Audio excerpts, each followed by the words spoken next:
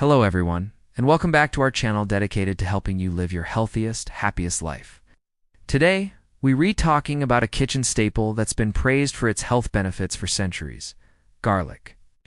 It's packed with goodness, but did you know there are common mistakes many people, especially seniors, make when using it? These mistakes can not only reduce its benefits, but might even cause some discomfort. So let's dive into the 10 garlic mistakes that doctors want you to avoid. Stick around until the end, because the last one might really surprise you. First up, mistake number 1, eating it raw on an empty stomach. I know many of you have heard that raw garlic is the most potent. While that's true in some ways, consuming it on an empty stomach can be a bit harsh.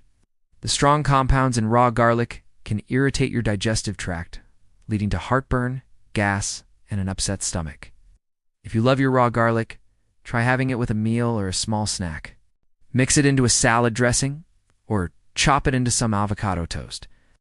This way your stomach has a buffer and you can still get all the benefits without the discomfort. Mistake number 2 is overcooking your garlic. We all love that beautiful, fragrant aroma of garlic sizzling in a pan. But if you toss it in too early, especially on high heat, you risk burning it. Burnt garlic not only tastes bitter and ruins your dish, but the high temperatures can destroy its most valuable compound, allicin. Allicin is what gives garlic most of its heart-healthy and immune-boosting properties. A good rule of thumb is to add your garlic towards the end of the cooking process. Let it cook for just a minute or two until it's fragrant, not brown and crispy.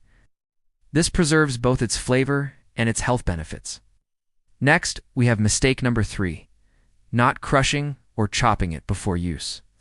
This one is crucial. The magic of garlic happens when it's damaged.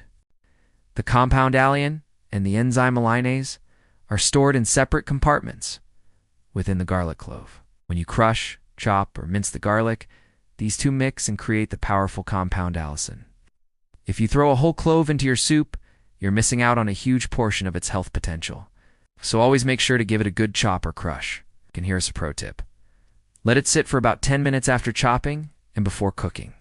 This gives the enzyme reaction enough time to produce a good amount of allicin. Moving on to mistake number 4, relying solely on garlic supplements. Garlic supplements can be convenient, but they are not all created equal. The amount of active compounds can vary wildly between brands, and some may not even contain what they promise on the label. Furthermore, your body might not absorb the compounds from a pill as effectively as it does from fresh garlic. Whole foods are complex and contain a symphony of nutrients that work together. While a supplement might be helpful in some cases, it shouldn't be a complete replacement for the real deal. Always try to incorporate fresh garlic into your diet and think of supplements as just that, a supplement, not a substitute. Of course, talk to your doctor before starting any new supplement. Mistake number 5 is a big one for many seniors: eating too much of it. While garlic is good for you, more is not always better. For some people, especially those with sensitive stomachs or on certain medications, consuming large quantities of garlic can cause problems. It can lead to digestive issues like bloating and diarrhea, bad breath, and body odor. More seriously, garlic has natural blood-thinning properties. If you're already taking blood-thinning medications like warfarin, so meaning excessive amounts of garlic could increase your risk of bleeding. Moderation is key. 1 to 2 cloves per day is generally considered a safe and effective amount for most people.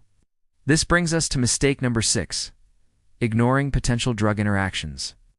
As I just mentioned, garlic can act as a natural blood thinner. This is incredibly important for anyone taking anticoagulant or antiplatelet drugs. It can also interact with other medications, including certain drugs for HIV and even some blood pressure medications. It's not about scaring you away from garlic, but about being informed. If you are taking any prescription medications, it's always best to have a quick chat with your doctor or pharmacist about how much garlic is safe for you. Your health team can give you personalized advice based on your specific situation. All right, let's talk about mistake number 7, using old sprouted garlic.